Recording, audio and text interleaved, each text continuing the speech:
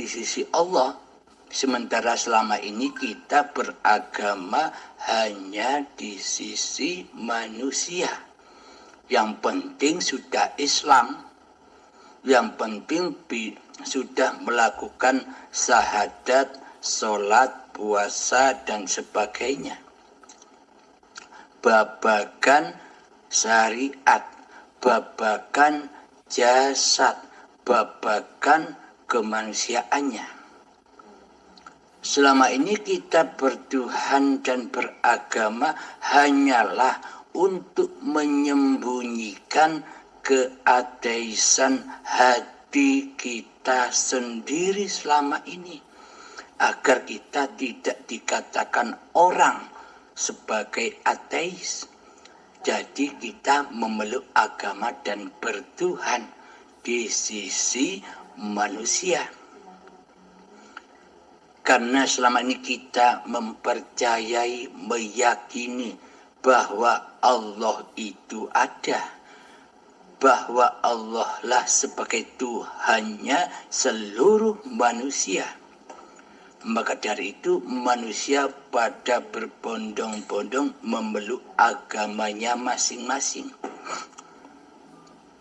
Karena percaya di dalam hatinya bahwa Tuhan itu ada, bahwa Tuhan itu Sang Pencipta, bahwa Tuhan itulah yang menghidupi seluruh manusia.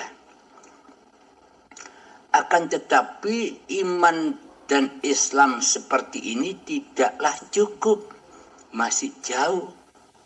Maka diperintah lagi oleh Allah di dalam ayatnya, Ya ayyuhan nas, ya ayyuhalladzina amanu, wahai orang-orang yang beriman. Siapakah orang-orang yang beriman? Dialah yang percaya di hatinya bahwa Allah itu ada, bahwa Allah itu wujud, bahwa Allah itu hidup, bahwa Allah itulah Sang Pencipta diri manusia kita.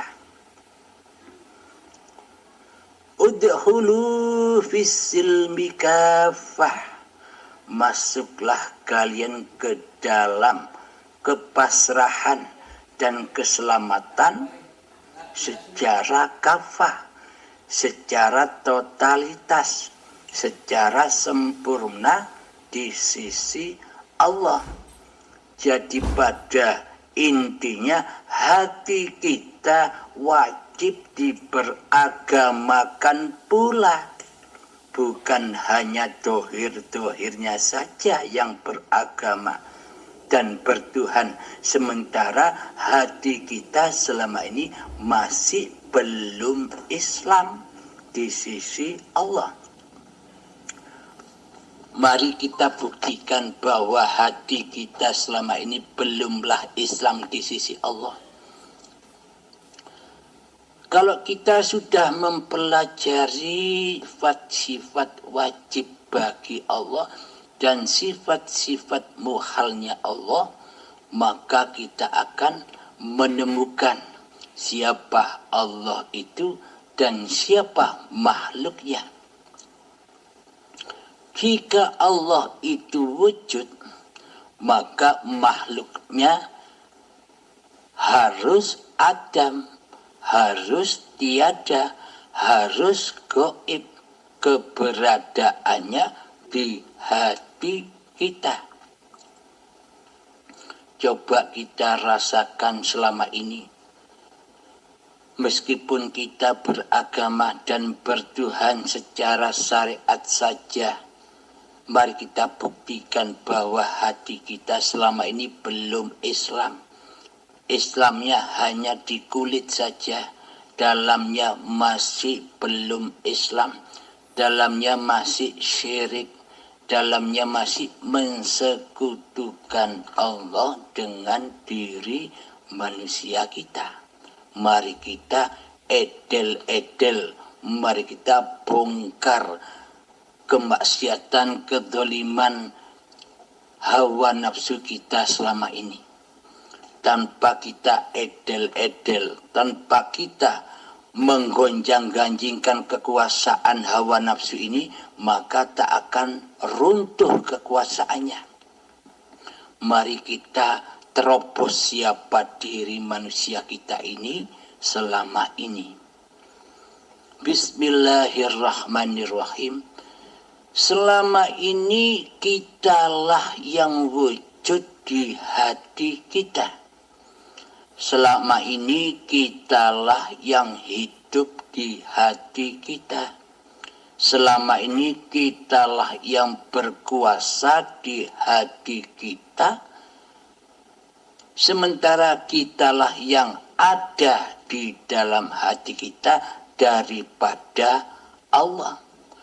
Karena Allah kita tiadakan, karena Allah sudah kita adamkan di hati kita, bahwa Allah sudah kita matikan kehidupannya di hati kita, bahwa Allah sudah kita anggap lemah dan kuasanya lebih kuasa diri kita daripada kuasa Allah di dalam hati kita selama ini. Iya bukan? Itulah bukti nyata bahwa yang menjadi Allah, yang menjadi Tuhan selama ini di hati kita bukan Allah. Akan tetapi kitalah yang selama ini mentuhani di dalamnya. Kitalah yang selama ini merasa menjadi Tuhan dan merasa menjadi Allah di dalam hati kita, tapi kita tidak merasa, tapi kita belum menyadari karena hati kita masih keras melebihi kerasnya batu, karena hati kita masih buta akan bertuhankan kepada Allah. Bagaimana mungkin Allah wujud di hati kita, sementara kitalah yang merasa menjadi Allah. Kitalah yang merasa wujud di hati kita. Nama kitalah yang paling nyata di hati kita daripada nama Allah. Nama Allah sudah kita lenyapkan di hati kita. Nama Allah sudah kita adamkan di hati kita. Seolah-olah Allah kita letakkan di dalam sifat-sifat makhluknya. Selama ini kita belum menyadari bahwa selama ini kita sudah mensyirikkan Allah, mensekutukan Allah dengan diri kita. Seolah-olah Allah itu tidak ada. Seolah-olah Allah itu tidak wujud.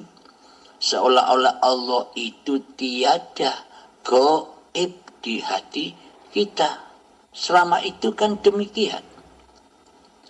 Karena selama ini kitalah yang merasa jadi Tuhan atas segala daya dan upaya yang seolah-olah kitalah sebagai pelakunya di dalam kehidupan ini. Seolah-olah kitalah yang menjadi raja bagi diri kita sendiri. Seolah-olah kitalah sebagai pengatur diri dan badan kita sendiri selama ini di hati kita. Maka dari itu cara mewujudkan Allah itu adalah, cara bertemu Allah itu adalah, cara menyaksikan Allah itu adalah matikanlah dirimu sendiri dahulu.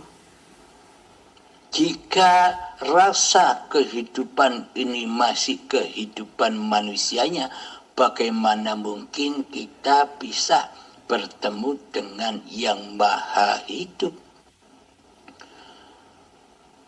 Bagaimana mungkin kita bisa mensucikan hati kita dari hal-hal selain Allah, sementara di hati kita, kitalah yang mensucikan nama kita sendiri di hati kita. Maka dari itulah, rubahlah keadaan hati ini sebagaimana mestinya. Fitrahnya Allah itu wujud, fitrahnya hamba itu Adam, tidak wujud, tidak ada, gaib. Selama ini fitrahnya Allah sudah kita anggap kefitrahan diri manusia kita yang merasa mengaku-ngakui bahwa sifat-sifatnya Allah itu sebagai sifat diri manusia kita. Ini masih najis, belum fitrah, maka tak akan mampu menyembah, tak akan mampu mengabdi, tak akan mampu berzikir, tak akan mampu mengingat, tak akan mampu beribadah kepada Allah selama yang jadi Tuhan di hati kita adalah diri manusia kita sendiri. Nama manusia kita sendiri di hati kita yang merajai singgah sananya hati. Karena Allah itu tidak memandang rupa dan hartamu. Allah tidak memandang ilmu dan amalmu. Allah pun tidak memandang nasab-nasab kemuliaanmu di sisi manusia. Allah tidak memandang kehormatanmu di sisi manusia. Allah tidak menyaksikan kemuliaanmu di sisi manusia. Akan tetapi Allah hanya memandang singgah sananya hatimu, kerajaan hatimu yang jadi Tuhan, yang wujud, yang berkuasa di dalam hati ini siapa? Jika yang wujud, jika yang ada, jika yang berkuasa menjadi raja di hati kita, masihlah nama diri manusia kita, maka selamanya kita zalimin kepada Allah. Selamanya kita akan syirik kepada Allah. Selamanya kita akan kufur kepada Allah. Selamanya kita akan selalu mensekutukan Allah dengan diri manusia kita. Inilah yang disebut setan yang terkutuk itu.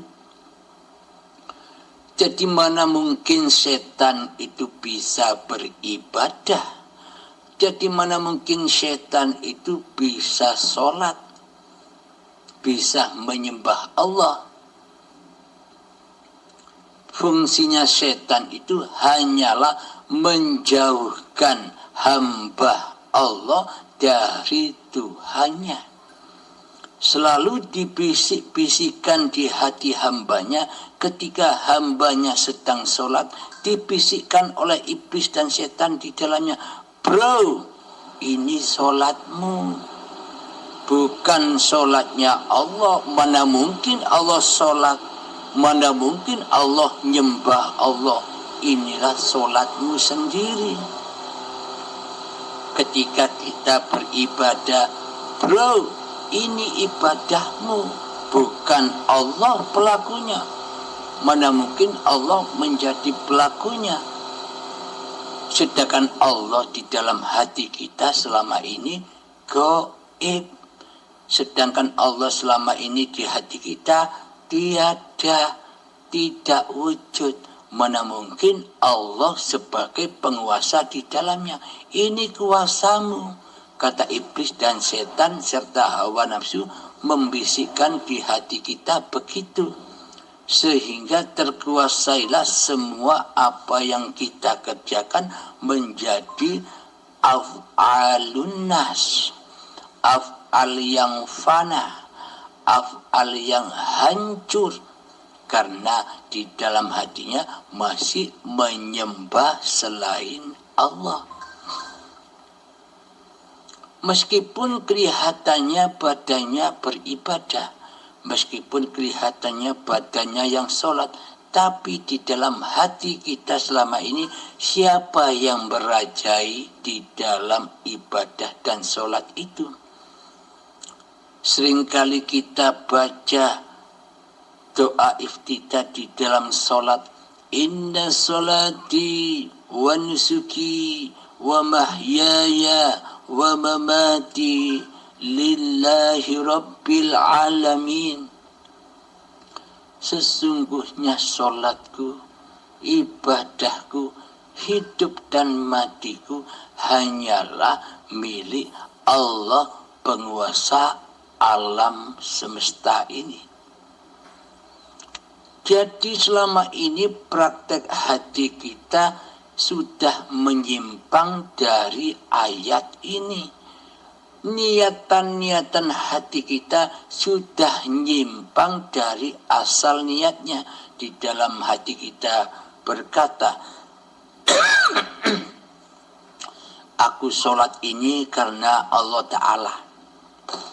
Di dalam hati kita berkalam demikian. Akan tetapi praktek hati kita selama ini, kita yang merasa mengakui bahwa ibadah dan sholat itu milik kita, yakni li nafsi, karena selama ini kita masih belum bertuhankan Allah. Maka dari itu, untuk cara mewujudkan Allah di hati kita, menyatakan Allah kembali yang berkuasa atas diri manusia kita, maka lepaskanlah kewujudan, kehidupan, kekuasaan, kehendak daya dan upayanya Allah yang selama ini kita akui sebagai milik kita. Maka kita pasrahkan kembali kepada Allah bahwa semua itu adalah sifat-sifatnya Allah. Maka ketika sudah kita persembahkan kembali bahwa semua sifat-sifat yang selama ini kita akui sebagai sifat diri kita, sudah kita persembahkan amanah-amanah ini kepada yang berhak, yakni Allah, maka matilah diri manusia kita. Sudah tidak menjadi penguasa lagi, sudah taubat menjadi Tuhan. Nah, siapakah yang bisa merasakan kewujudan Allah? Apakah manusia bisa merasakan kewujudan Allah sementara manusianya kembali ke alam fitrahnya, yakni Adam, kembali ke asal usulnya, yakni tiada dan gaib? Apakah manusia bisa merasakan kehadiran Allah? Kecuali Allah lah yang bisa merasakan kehadiran zatnya sendiri.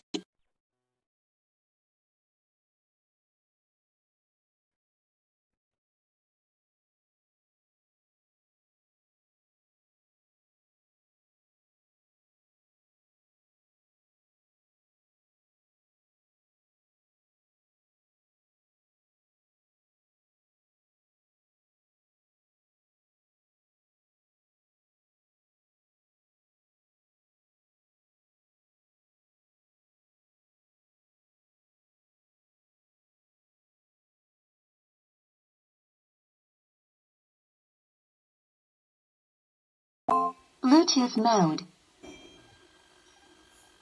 Connected. sudah tidak menjadi penguasa lagi, sudah taubat menjadi Tuhan. Nah, siapakah yang bisa merasakan kewujudan Allah? Apakah manusia bisa merasakan kewujudan Allah sementara manusianya kembali ke alam fitrahnya, yakni Adam, kembali ke asal usulnya, yakni tiada dan gaib? Apakah manusia bisa merasakan kehadiran Allah? Kecuali Allah lah yang bisa merasakan kehadiran zatnya sendiri, bukan manusianya. Bila manusianya masih wujud, bila manusianya masih merasa hidup, maka selamanya manusia tidak bisa menyatakan, merasakan kehadiran Allah. Kecuali manusia sudah kembali ke alam kesuciannya, yakni Adam, yakni tiada, yakni mati diri kemanusiaannya di hatinya, yang ada hanya hayatullah, yang ada hanya bahwa hidup ini Allah.